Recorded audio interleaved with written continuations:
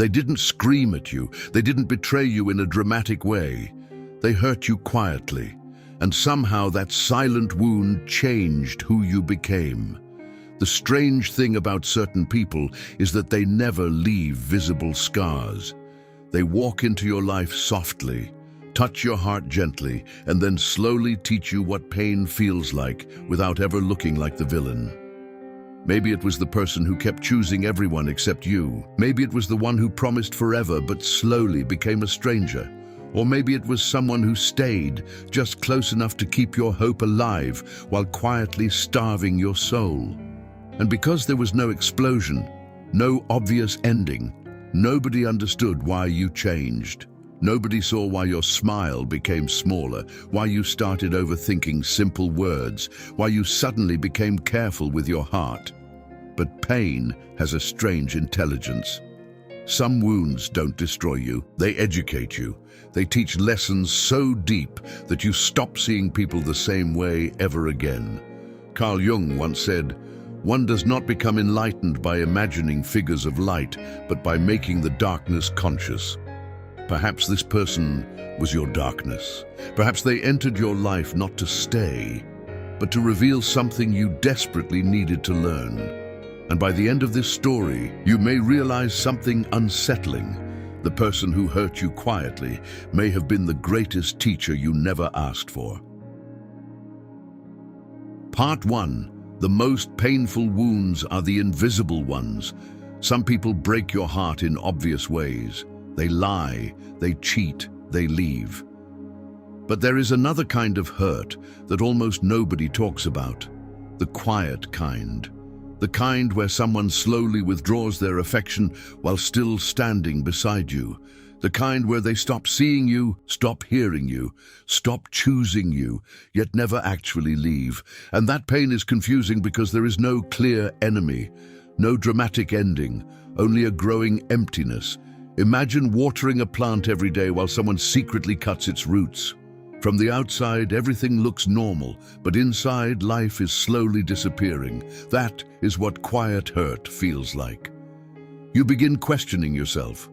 Maybe I'm asking for too much. Maybe I'm too emotional. Maybe I should just be grateful they're still here. And little by little, you abandon yourself. This is why invisible wounds are dangerous. They don't make you cry once. They make you doubt yourself 1,000 times. The philosopher Nietzsche wrote, "Invisible threads are the strongest ties, and invisible wounds are often the deepest pains. Because you cannot explain them, you only feel them. You carry them into future relationships, into your friendships, into the way you look at yourself. The lesson nobody else saw was this: not every person who stays in your life is truly present, and not every kind of abandonment involves someone walking away. Sometimes people leave your heart long before they leave your life." Part 2. You learned that love without reciprocity becomes self-abandonment. There is a moment that comes quietly, no dramatic music, no final argument, no big revelation, just a small, painful awareness. You notice that you are the one sending the messages first. You are the one trying to fix every misunderstanding. You are the one carrying the emotional weight of two people. And suddenly, you ask yourself a terrifying question. If I stop trying, would this relationship still exist?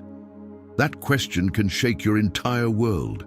Because sometimes we don't lose ourselves all at once. We lose ourselves in tiny pieces, one compromise, one excuse, one ignored feeling at a time.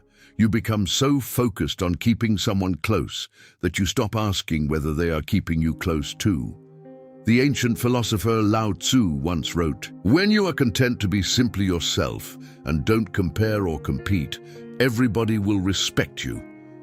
But when we desperately seek love from someone emotionally unavailable, we unconsciously begin competing for affection. We work harder, give more, accept less, and eventually we call it love. But it isn't love. It is survival. It's trying to earn something that should never have to be earned. Imagine standing in front of a locked door, knocking for years, believing that if you become kinder, quieter, more patient, the door will finally open. Then one day, exhausted, you turn around and realize there were thousands of open doors behind you the entire time. This is the lesson quiet pain teaches. The right people don't make you beg for basic affection. They don't make you question your worth every night. They don't make you feel like love is a test you have to pass. Carl Jung said, "The privilege of a lifetime is to become who you truly are." And perhaps becoming yourself means learning to stop chasing those who repeatedly show you they cannot meet you where you are. Because the moment you keep sacrificing your peace to keep someone else comfortable, you are no longer loving them. You are abandoning yourself. And maybe that was the lesson nobody else saw. The person who hurt you quietly didn't just teach you about them. They taught you about the places inside yourself that were willing to settle for less than you deserved. Part 3. The people who hurt you often reveal the wounds you are already carrying. This is the uncomfortable truth most people avoid. Sometimes the pain isn't only about what they did. It's also about what their actions awakened inside you. Maybe their distance reminded you of being ignored as a child. Maybe their inconsistency reopened an old fear of abandonment. Maybe their silence touched a wound you thought had healed years ago. That is why some people leave and we recover quickly. But others leave, and it feels as if our entire world has collapsed. Because they didn't just touch our heart, they touched our history. Carl Jung believed that until we make the unconscious conscious, it will direct our lives, and we will call it fate. In other words, many of our strongest reactions come from old wounds we never fully understood. Imagine carrying a small crack inside your soul for years. You learn to live with it. You forget it's there. Then one person enters your life and, without realizing it, places their hand directly on that crack. Suddenly, the pain feels unbearable. You think they created the wound, but the truth is, they revealed it. And as painful as that realization is, it can also become your liberation, because now you can finally see what needs healing. You can ask yourself, why was I so afraid of being left?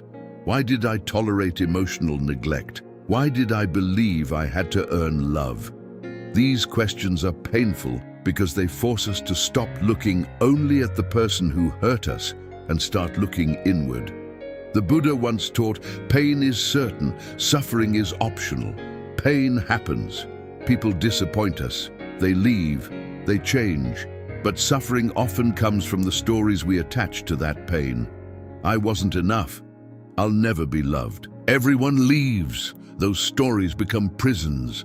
The lesson hidden inside quiet heartbreak is this: some people arrive not to complete you, but to reveal the parts of you that still need your attention. And perhaps this person was never meant to stay forever. Perhaps they came into your life carrying a mirror, a painful mirror, one that showed you every place where you still needed to choose yourself, heal yourself, and finally become your own safe place. Part 4. One day you will thank the pain for what it taught you. There comes a strange moment after every deep wound.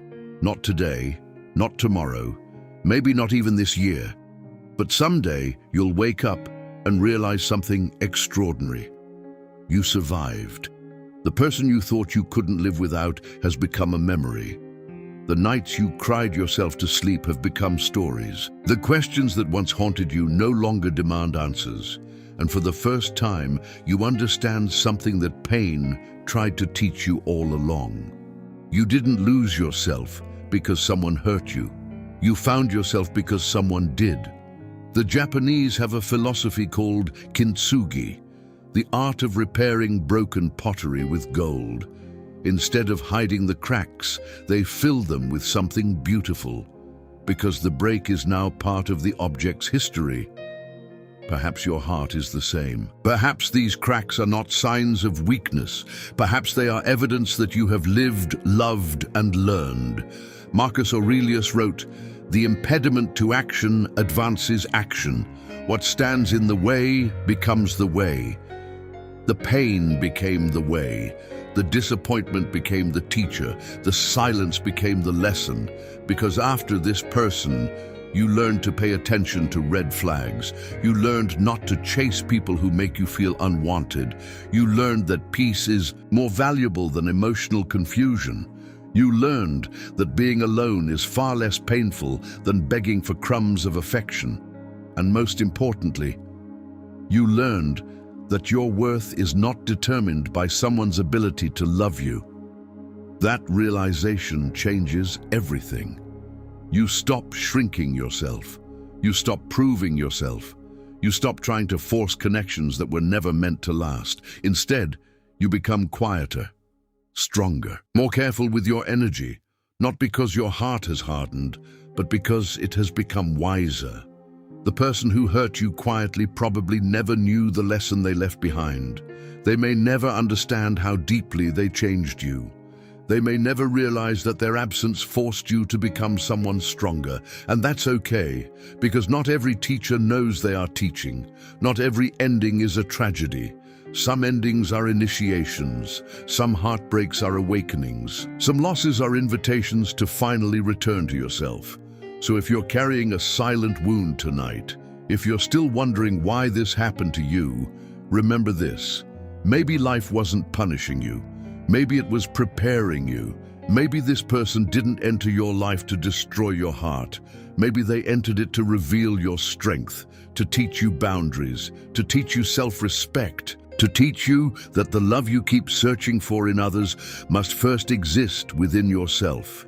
And one day, perhaps years from now, you'll look back at this chapter of your life and whisper something you never thought you would say. Thank you for hurting me quietly, because in that silence, I finally heard myself. Some people leave with an apology, others leave with an explanation, and some leave with nothing at all. Yet the people who hurt us quietly often leave behind the loudest lessons. So before you close this video, ask yourself, who hurt you quietly? And what lesson did they leave behind? Because sometimes the most painful chapters of our lives are not there to break us. They are there to introduce us to the person we were always meant to become. And maybe, just maybe, your greatest transformation began with a wound nobody else could see.